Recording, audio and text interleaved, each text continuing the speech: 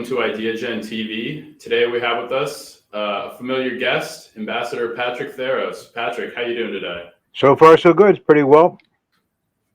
Fantastic, fantastic. I'm going to dive right into the questions here with you. We're grateful to have you at the Washington Roundtable. And as a leader in international affairs, how would you say that your personal experiences have shaped you into the leader that you are today? I would say that personal experiences are, who I am now is a sum of my personal experiences, going all the way back to, as a child, growing up. You learn things. If the question is, do you learn from your experiences? When I first took the Foreign Service examination, they noted that I seemed to do really well on the economics course, on the economics part of the examination. Part of it was that not to be maudlin, but as a child, my mom died. My dad lost his business in the process, and things were pretty desperate for a period of time, particularly in high school and the first few years of college. And fortunately, I lived at a time when you could still work your way through college. The tuition at Georgetown when I entered was $850 a year, which would be something like around $12,000 a year instead of the $60,000 that it is today. So you learn by you have to make trade-offs. You have to work hard. I mean, I'm still a little bit of a workaholic, and I think that stems all the way back to being sort of pretty desperate when I was 16, 17, 18, 19 years old in that period of time. Just to give you an example, I was going to school full-time freshman year at Georgetown, and I had two part-time jobs totaling 44 hours a week. My grades showed. I hung in there. So this was all part of growing up. This really, it didn't prepare me specifically for the Foreign Service, but it prepared me specifically for dealing with adversity. It prepared me how could I say this? Adversity shapes you.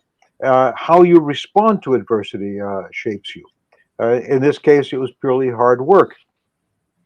The experience of working for other more experienced, smarter people through the years. When I first arrived in the embassy in Jeddah, junior officer, I was a child. I was 22, 23 years old. I had no idea what I was really doing. I'd been through the little bit of a training course. I had the experience of the Foreign Service School. But my boss, the first thing he did was to tell me, we're reorganizing the files. That's your first job. It was sort of an early intern type job, even though I was a full-time Foreign Service officer. A certain amount of humility built in. I was out there as a brand new Foreign Service officer, and they give me this job of working on the files. But then again, I was working for some really brilliant people at the time. I came away awestruck at the quality of the people that I was working for. And through the years, you lose some friends. I've had 4 good friends killed by terrorists in the course of my career. These are all people you miss, but their deaths in some way shaped who I am. So I can't point to one particular event or anything like that that would say, this is who Patrick Theros was and he retired from the Foreign Service. This is who Patrick Theros is now, working in other areas having to do with foreign affairs. But the totality, sometimes someone asks me, what would you go back and change? And the answer, of course, is, loss of my mother, things like that I might want to change, but I don't know what effect it would have on me. So I can't, anything that I want to change is maybe avoiding a personal loss a long time ago, but there is nothing that I could change that would change me, that I would know how it would change me. I'm not articulating this really well, but we are who we are. We're a sum of our experiences.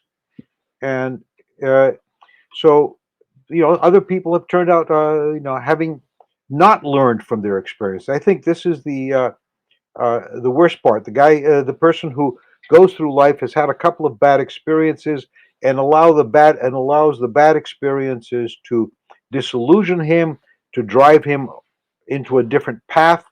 Uh, who doesn't internalize those bad experiences and say, okay, this was my fault, that wasn't my fault, this is what I could have done differently for the next time. But can't go back and fix the old time. Uh, I had a conversation once in Silicon Valley. I was at a lunch with the Emir of Qatar visiting Silicon Valley, and he asked questions about how do I do, how do I make Silicon Valley in Qatar? And there were, you need good universities, you need this, you need that, you need good communications facilities, a government support, a lot of government support. And then the CEO of one of the big companies there said, uh, the biggest thing that makes you a success in Silicon Valley is failure. I failed 4 times, and if you have to, before I created my company. Uh, Had I not failed, I probably would not have learned what it is to make a billion dollar, in the time, a multi-billion dollar company. So experience is everything. It, you can learn a lot in school. School should provide you with the ability to learn from your experience. It uh, it shouldn't fill in for those experiences. Education is good because it teaches basic principles. You learn a lot of facts which may be useful in looking at your experiences, affecting your experiences later. But you learn from your experience. You particularly learn from the mistakes you made, and hopefully, at least, you should learn from the mistakes you made. Once, when I was very young, uh, my dad described me to a friend of his as Patrick makes a lot of mistakes, but I haven't caught him making the same mistake twice. So I think that's probably the best way you can sum up experience as to who you are now. Yeah, that's amazing to hear, and to hear about your mentors. I know I definitely can relate to that, having so many people in my life that help you not to make those same mistakes again. Yeah, And I really like what you said about the ability to deal with adversity and change, and you have to see that coming and go with it. And that kind of leads me into my next question. So throughout your career, you've seen many things in the international affairs and many changes being made. So, what kind of processes involved have you seen that have changed throughout your time serving in foreign policy?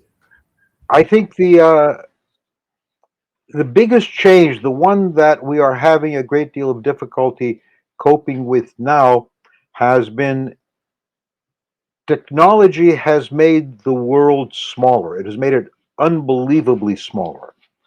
Even as late as World War II, there was no way an enemy in either Asia or in Europe could reach out and hurt us. I mean, there might be a little bit of a raid, but we were protected by geography. That we literally could not be reached. Secondly, even in the best with the best telecommunications of World War II, news took days sometimes to get through. It got through filtered. It the news the capacity of the communications channel were such that human beings could always overwhelm the communications channel, so they couldn't get through. Now we've reached a stage in world affairs where there is not a single spot on Earth that someone cannot reach out and destroy. There, the capacity of the communications channel is no longer a capacity that can be overwhelmed by human beings. Today, the communications channels overwhelm human beings. As an example, uh, I uh, I don't know a small medical intervention, a cataract operation last week. I didn't open my computer up for about 3 days. There were in the vicinity of 2,500 to 3,000 messages, emails, varying from the most important to garbage sitting on my browsers, and this wouldn't have happened even 50 years ago or 20 years ago, let alone say at the time of World War II. Uh, we the ice. I literally went through and clicked on 100 messages at a time. I would just line up every message from one person whom I didn't think was important and just mark them all as read. I would do uh, AP, and I just marked everything on AP as read. And this didn't exist before. So this has changed first of all, the calculations.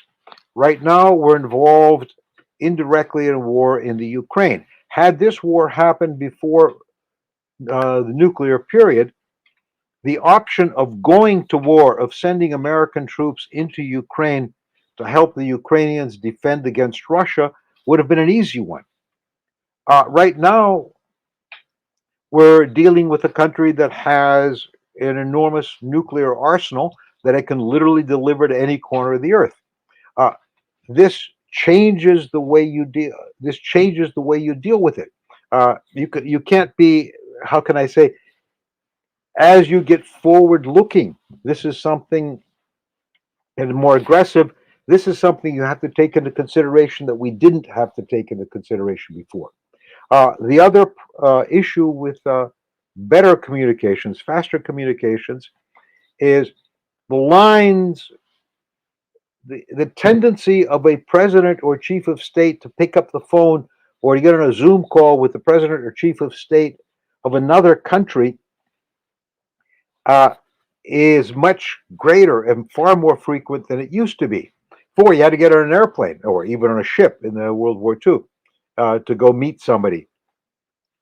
Now you can, call your administrative assistant and say, "I want to talk to so and so in Berlin," and 10 minutes later you're on a Zoom call. Uh, this may sound good. In fact, it adds other problems into the equation. For example, did the president really check with his diplomats on the ground in Berlin to get thoroughly briefed before he made the call, or was it an off the cuff call? Did he suddenly say, I got to talk to him? This is big and important. And there is so much going on now, so much information being exchanged that uh,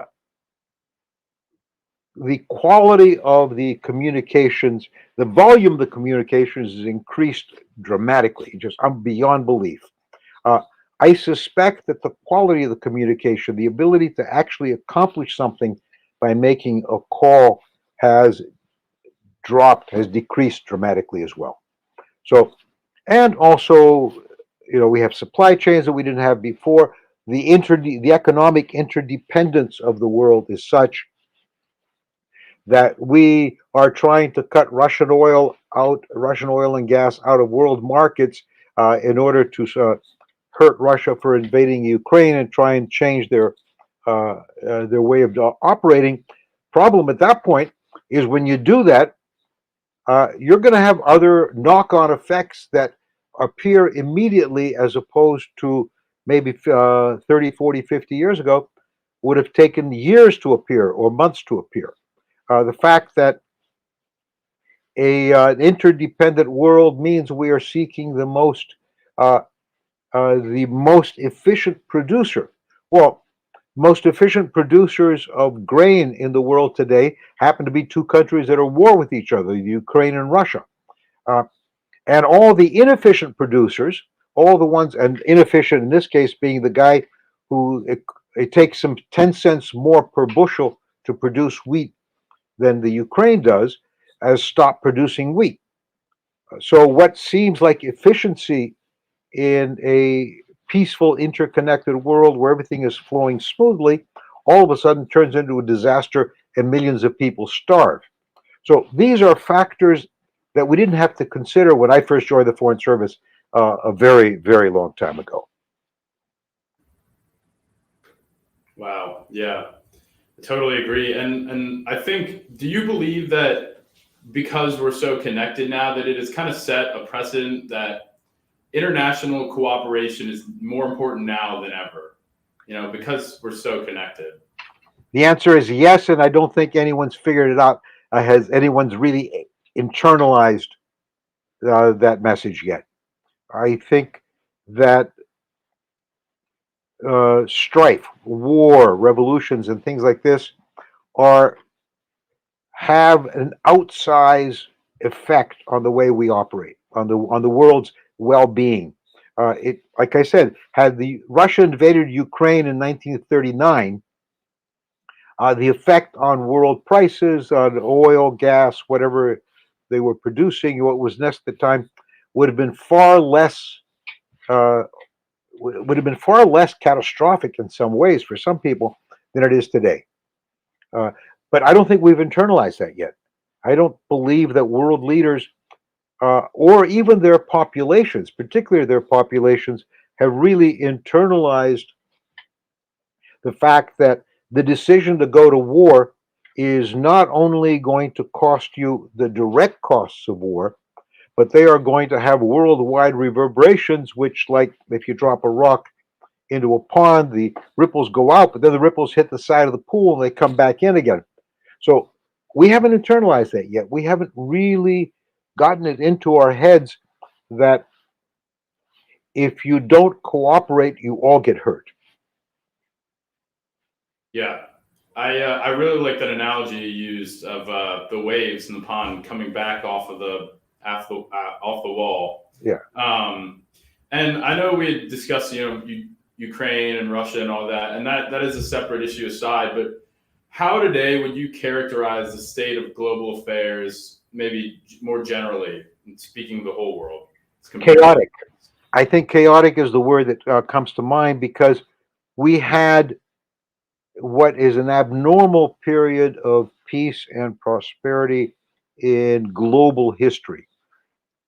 More countries were coming up out of poverty, more countries were participating in the world, in the economy of the world, more countries were trading with more countries. Everything had expanded, and things were actually pretty good. I mean, we had created at the end of World War II a system that developed into what we now call globalization, which every part of the world was working in sync with every other part of the world, at least mostly was. Uh, and the shocks to the system that were occurring here and there through the years weren't enough to disturb it globally.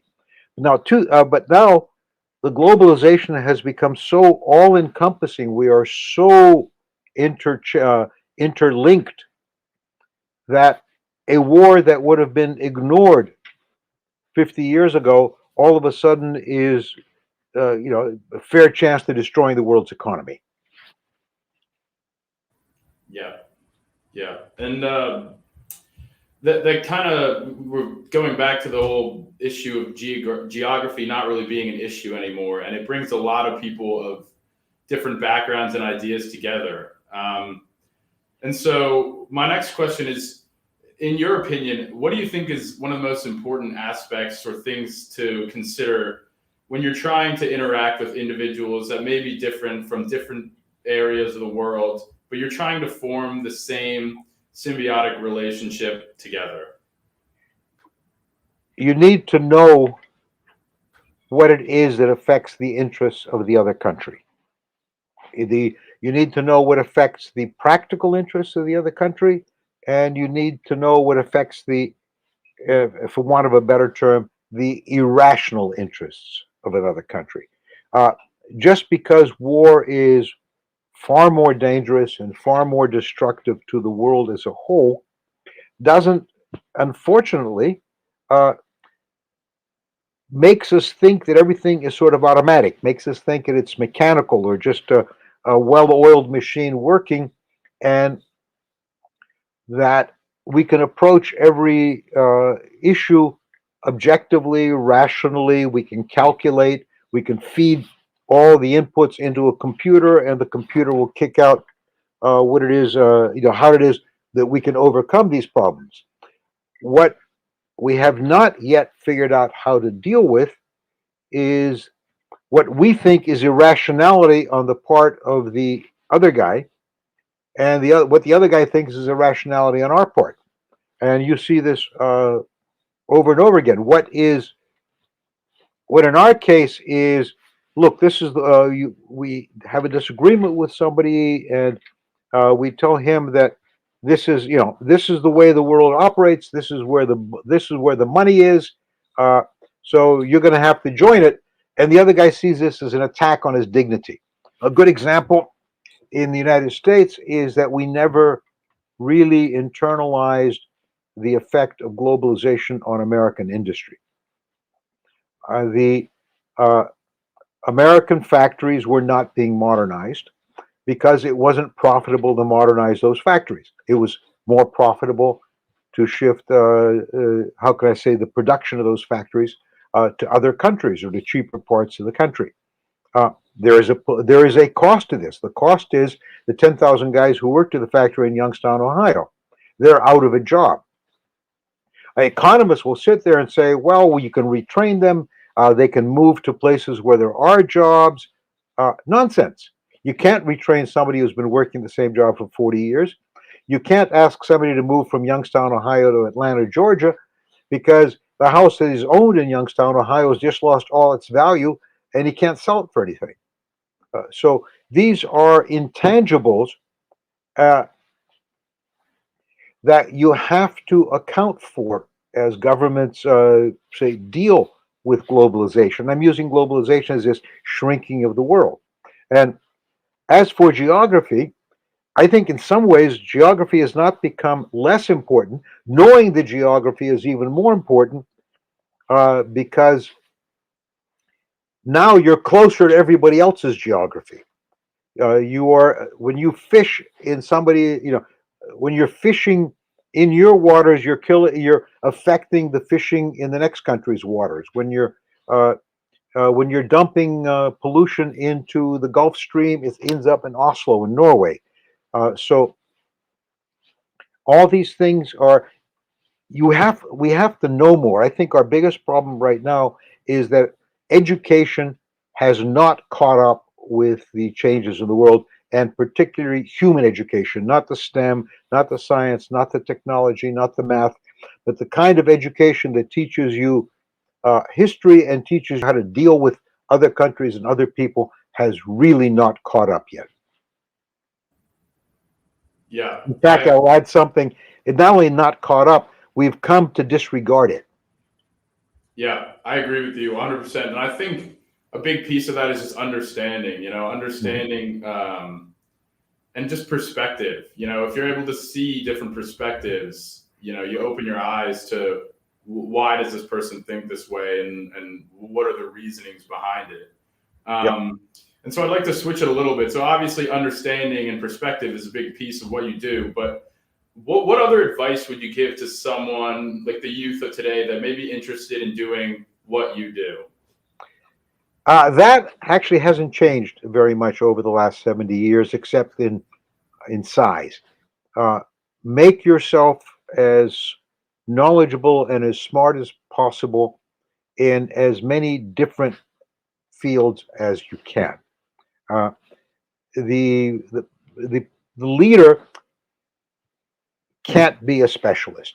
He can be a specialist up to a certain point, but at that point, real leadership involves knowing the big picture, knowing how other people function. A good example is a lot of startup companies have failed because they were founded by the scientist, and the scientist has come up with this gee whiz idea. This idea is fantastic. Uh, and he is doing really well because the technology is game changing. At a certain point, that company needs to grow. And when that company grows, it acquires issues and problems and challenges that are beyond the technology.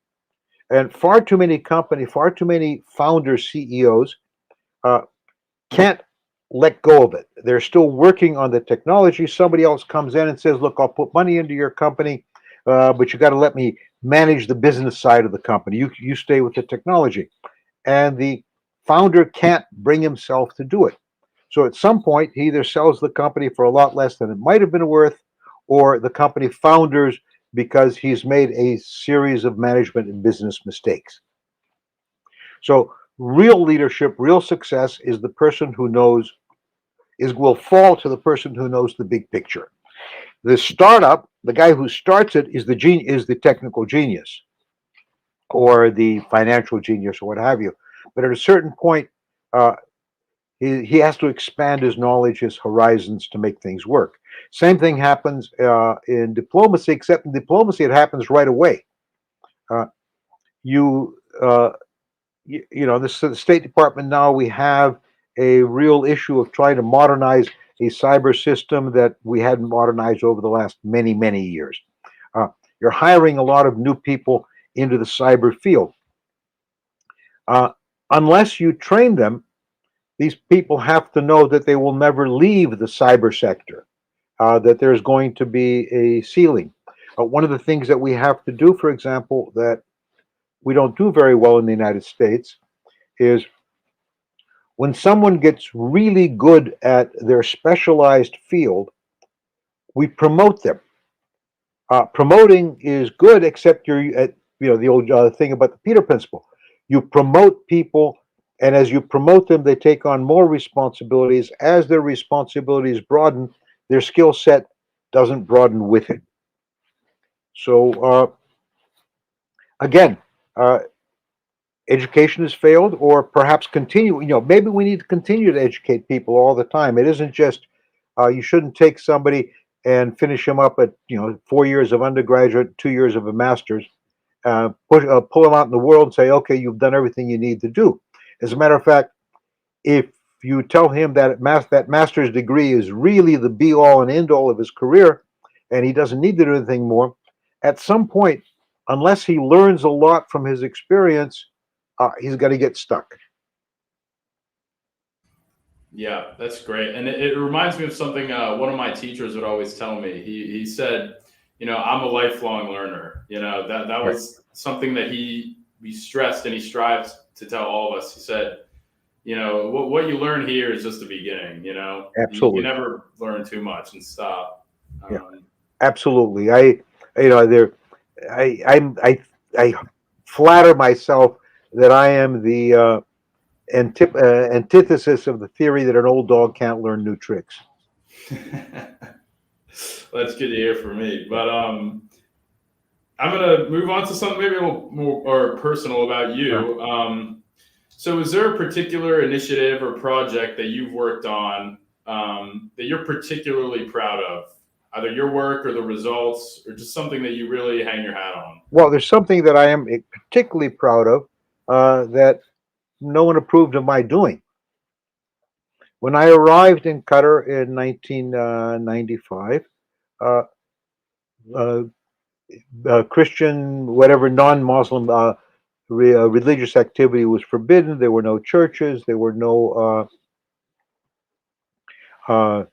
there were no Christian priests or Jewish rabbis or Hindu preachers of any sort. And for purely personal reasons, I wanted to. It was Easter coming up, Greek Orthodox Easter coming up. I'd been at post about 6 months. The Department of State, for a variety of good and bad reasons, wouldn't allow me to leave the country, take leave. Uh, and I went and saw the foreign minister and said, "Do you mind if I bring a priest here to celebrate Easter?" And I had all these arguments ready, and I had I was lucky. He said, "Sure." I mean, it was literally almost like a shrug. Yeah, go ahead. And that is built up now to the point where there are 22 churches in Qatar. And it all began with I wanted to. I didn't even thought it out very carefully. When I went in there, I didn't. I was sort of still marshaling the arguments that I would use when he said no, and he didn't say no. So that was sort of I was hanging in midair a little bit when he agreed. But today, I think for one country in an important for an important country in an important part of the world, I see that as one of the most radical changes I could have effected. Uh, and it was almost outside my ken. I had no instruction from the U.S. government to go out and do it. It just seemed like a good idea. So, as a matter of fact, after I did it, And they said, fine. I brought the priest down, and we had him conduct services in the garden of the residents. And I kept saying, somebody's going to get me in trouble in Washington for doing this. Fortunately, they didn't. And it was something that I'm really quite proud of. Wow. Yeah, that's amazing to hear, especially when you can just see the results in person. You know, you can actually Right. see, like, there's 22 churches here now, and there's probably thousands of people that are reaping the benefits of something you did. Mm-hmm. And kind of similar but a little different to that, is there a particular initiative that maybe you're a part of that you look back and say, maybe we could have done it differently, or maybe I wish I had done something else? That's a very long list as well. Actually, it's a longer list than the first one, but there is something. Ever see the movie Black Hawk Down about the Somalia operation? I was in Central Command, the political advisor, when we first intervened there to stop this dreadful chaos. It wasn't even civil war; it was just chaos going on inside Somalia. And at a certain point, we were transitioning out, and my boss, the General Hoare, and I were advising the Department of State, advising the U.S. government, because everything was going to get turned over to the UN, and there was to be a UN commanded force. And for some reason, we both agreed that the UN boss, the civilian boss, the guy who would be responsible for the political side of things, should be an American, and the military chief should be from a large Muslim country allied to the United States. So we picked Turkey. Let me tell you, in a side of a bad joke, the Turkish general was a real turkey, and the American political guy was a complete failure. We did everything possibly, they did everything possibly wrong. It seemed like a good idea at the time. When Black Hawk Down, which was the culmination of the mistakes that both these people made, and not that they were good, competent people, they were just the wrong people for the job. We should have had a diplomat from a regional country running the political side, and an American general running the UN forces there. Because American generals are used to running multinational forces, and the local politicians are frequently better than our diplomats at finding political solutions. But we didn't think about it at the time. Yeah, that's amazing, and I think that kind of ties into understanding a little bit what we had talked about in perspective. You know, sometimes maybe you also have to sit back and look at your own self and be like, you know, maybe this is not the job for me. Yeah, I can do a lot of things, but maybe someone else would be better. And we're about wrapped up. I want to thank you again for your time. More than welcome. It's always a pleasure. It's a lot of fun. Yeah. But just speaking of that, do you have maybe a final call to action for the global audience at Ideagen, or just something maybe you'd like them to take away from this? Yes. More than any other time in our history, we should not allow domestic politics to completely dominate our conduct of foreign affairs. Because right now, one of the greatest weaknesses in the United States, without picking sides or anything, is political polarization has made it almost impossible for the president, no matter who the president is, to rationally manage the national security of the United States abroad. We are so caught up in our local politics or in our domestic politics that we have crippled the mechanism for dealing with the outside world. Yeah, wow. I'm seeing the themes here, you know, big picture and using our perspective and understanding to see that. Ambassador Theros, thank you again. This is great. You're always great. We're very grateful to have you as often as we do. And, you know, we're just very thankful to have you on. It's a great pleasure. Thank you. Yeah, thank you. Bye.